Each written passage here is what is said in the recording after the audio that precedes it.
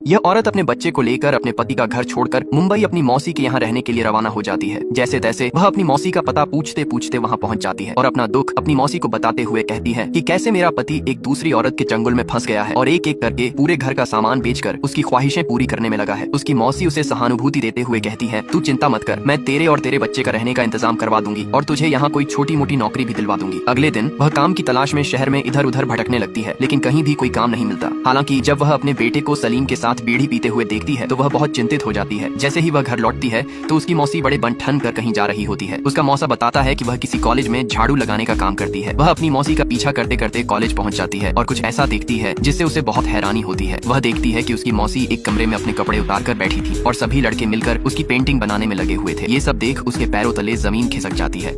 दोस्तों, आखिर क्या मजबूरी रही होगी एक माँ की जो उसे अपने बच्चे के उज्जवल भविष्य के लिए भरी सभा में निर्वस्त्र होकर बैठना पड़ा। दरअसल इस काम में यमुना को उसकी मौसी ने लगवाया होता है। मौसी उसे बताती है कि जब तुम्हारे मौसा की नौकरी चली गई थी तब उसे कचरे से खाना उठाकर खाना पड़ा था। तब एक औरत ने मुझे इस काम के बारे में बताया था। ये ऐसा काम है जिसमें हम खुद अपने कपड़े उतारते हैं, लेकिन कोई हमें बुरी नजर से नहीं देखता। मैं तो कहती हूँ कि तू भी ये काम शुरू कर दे, इसमें अच्छी कमाई है। लेकिन यमुना ने मौसी की बात सुनकर साफ मना कर दिया और वहाँ से चली गई। अगले दिन यमुना के बच्चे का 10वीं की परीक्षा का परिणाम आया जिसमें वह फेल हो गया था। फेल होने की वजह ये थी कि उसका बेटा सारे दिन सलीम के साथ आवारागर्दी करता रहता था। रात भर सोचने के बाद यमुना ने अपने बच्चे के भविष्य के लिए यह काम करने की हामी भर दी। अगले दिन मौसी यमुना को कॉलेज लेकर पहुंचती है, जहां प्रोफेसर के निर्देशानुसार यमुना अलग अलग तरीके से न्यूड पोज देने लगी। लेकिन इस काम को करने में यमुना का कलेजा शर्म से फटा जा रहा था, लेकिन मजबूरी में उसे ये सब करना पड़ रहा था। जब यह बात यमुना को पता चलती है कि उसके बच्चे की पढ़ाई के लिए उसे ज्यादा पैसों की जरूरत है तो वह कॉलेज के बाहर भी न्यूड पोजिंग करना शुरू कर देती है। इसका उसे अच्छा दाम मिलता था और धीरे धीरे यमुना भी इस काम में ढलने लगी। तभी एक दिन प्रोफेसर यमुना से कहते हैं, एक बहुत बड़ा आर्टिस्ट आने वाला है और उसे न्यूड पोज के लिए एक मॉडल की जरूरत है। अगर तुम यह काम करना चाहो तो मैं तुम्हारे साथ कॉलेज का ही एक लड़का भेज देता हूँ। यमुना इस बात से इनकार नहीं कर पाती। जब वह आर्टिस्ट से मिलती है तो वह कहता है, अगर तुम चाहो तो पोज देते हुए भी मुझसे बात कर सकती हो। इस पर यमुना हौले से मुस्कुराते हुए पूछती है, आप इंसानों के ही न्यूड क्यों बनाते हैं और किसी के क्यों नहीं? आर्टिस्ट थोड़ी देर तक चुप रहता है, फिर गहरी आवाज में जवाब देता है, जब मैंने घोड़े की तस्वीर बनाई तो किसी ने कुछ नहीं कहा। जब मैंने पक्षियों की तस्वीर बनाई तब भी सब शांत थे। लेकिन जैसे ही मैंने इंसानों का न्यूड बनाना शुरू किया, यह कमबख्त दुनिया न जाने क्यों पागल हो गई। फिर वह आगे कहता है, कपड़े जिस्म पर पहनाए जाते हैं, रूह पर नहीं, और इंसान हर वक्त काम वासना में रूह ही ढूंढता है। यमुना उसकी बात सुनकर गहरी सोच में पड़ जाती है। वह समझ जाती है कि इस दुनिया को कोई फर्क नहीं पड़ता कि इन न्यूड तस्वीरों के पीछे इन मॉडलों की क्या मजबूरी रही होगी।